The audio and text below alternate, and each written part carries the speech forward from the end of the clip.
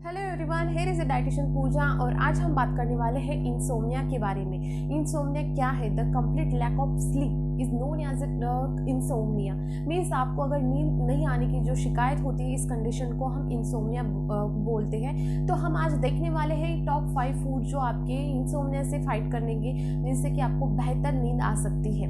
एक स्वस्थ जीवन जीने के लिए आपकी फिजिकल और मेंटल हेल्थ को बनाए रखने के लिए रोज़ाना की 7 से 8 घंटे की जो नींद होती है बहुत अहम होती है। रोज़ाना हर एक व्यक्ति ने 7 से 8 घंटे के लिए अपनी नींद लेना बहुत ज़रूरी होता है।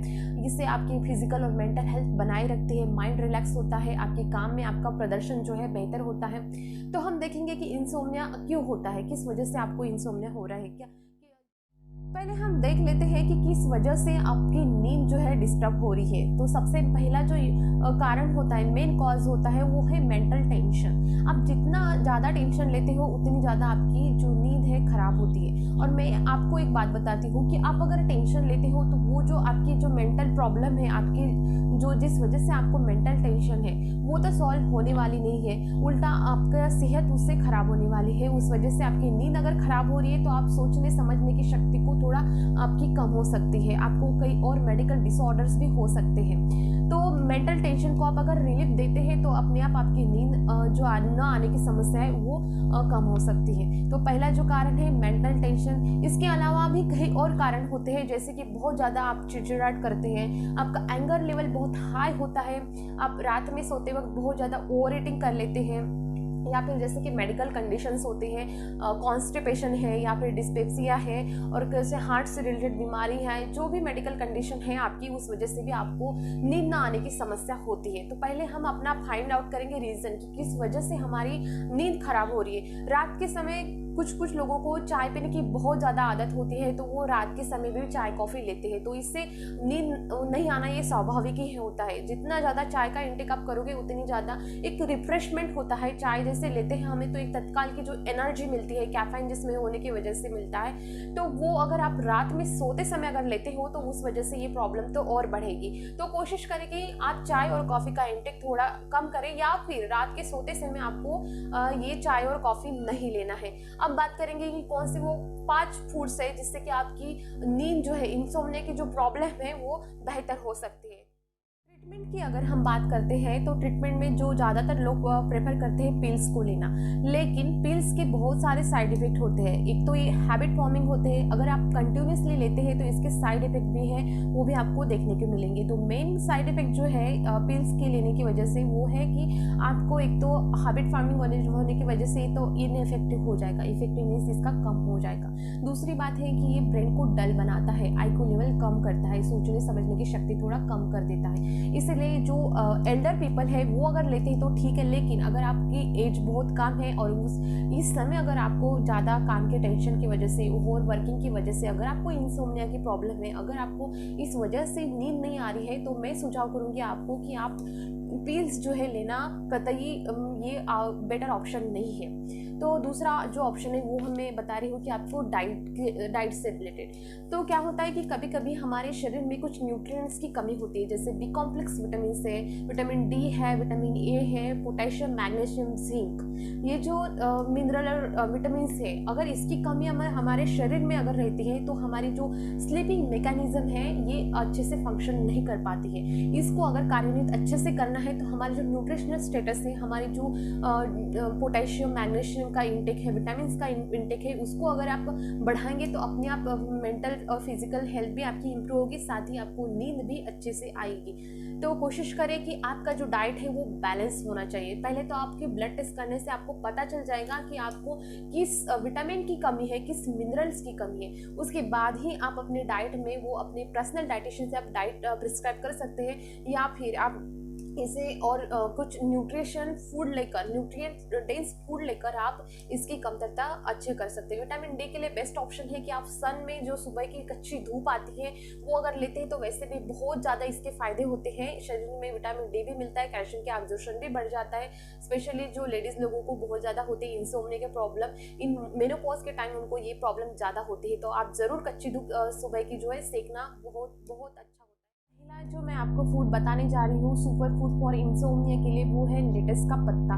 ये अगर आप फॉरेन में रहते हैं तो आपको ये मिल जाएगा, लेकिन अगर आपका जो नेटिव प्लेस इंडिया है तो आपको ये नहीं मिलेगा। तो अगर मिलता है तो ज़रूर इसका जो जूस होता है वो काफ़ी इफेक्टिव होता है। रात को सोते समय अगर आप लेटस के पत्ते का जूस या फिर लेटस का सैलेड खाकर आप सोते हैं तो आपको नींद ज़रूर ही आएगी। दूसरा जो सुपर फूड है वो है बॉटल गार्ड यानी कि लौकी। सोते समय अगर आप लौकी का जो जूस है उसमें अगर सिसमे ऑयल अगर मिलाते हैं, मतलब तिल का जो ऑयल होता है, तेल होता है, वो मिला के आप लेते हैं या फिर आप यहाँ पे स्काल्प में हल्के हल्के अगर मसाज करते हैं तो आपको जरूर इंसोम्निया को मैनेज करने के लिए बॉटल गार्ड यानी कि लौकी बहुत ही मददगार होती है। आप इसका जूस भी ले सकते हैं या फिर इसके जो पत्ते आते हैं तो पत्ते की सब्जी बना के आप भी खाते हैं ना, तो आपकी इंसोम्निया की जो प्रॉब्लम है वो काफ़ी हद तक ये डिसीज आपका रिकवर हो सकता है। तीसरा ऑप्शन है, अगर आप चाय के बहुत शौकीन हैं लेकिन आपकी ये प्रॉब्लम चाय की वजह से और बढ़ती है, ट्रिगर होती है, तो मैं सजेस्ट करूँगी कि रात को समय आप चाय लेते हो तो वो सोप की चाय लीजिए। वो बनाने की मैं प्रोसेस भी आपको बता देती हूँ। आप 1 glass of water in a pan आप ले सकते हो, उसको आप हल्का सा गर्म कर लीजिए और उसके बाद में उसमें आप 1 टेबलस्पून आप उसमें सोप डाल दीजिए और कवर कर लीजिए, सिमर कर लीजिए, 5 मिनट बॉईल होने दीजिए अच्छे से और इसको गुनगुना आप पी सकते हैं। या फिर आप इसके मिठास के लिए आप हल्का सा आप इसमें हनी भी ऐड कर सकते हैं जिससे कि आपको अच्छी नींद आए। बाद में आता है आपका हनी। हनी में जो हाइपोनेटिक एक्शन होती है जिस वजह से आपको स्लीप बहुत जल्दी आने लग जाती है। इसको आपको लेना कैसे वो भी मैं आपको बता देती हूँ। रात के समय आप 2 चम्मच शहद एक कप भर पानी में इसको अच्छे से घुला लीजिए और सोते समय आप मतलब जैसे आपका खाना होता है, जैसे आप बेड पे जाते हैं उस टाइम आप थोड़ा सा इसको हल्का गुनगुना भी कर सकते हैं या फिर सिंपल भी ले सकते हैं या फिर थोड़ा गर्म बॉईल करके भी आप ले सकते हैं। लेकिन अगर ऐसे ही लेते हो तो वो भी ज़्यादा बेटर होता है और अच्छी विदिन अ मिनट आपको नींद आने लग जाएगी अगर रेगुलरली आप इसका कंज्यूम कर लेते हैं। वैसे हनी के तो और भी कई फ़ायदे होते हैं और इसका भी एक फ़ायदा होता है कि इंसोम्निया को ट्रीटिंग करने के लिए बहुत ही महत्वपूर्ण होता है।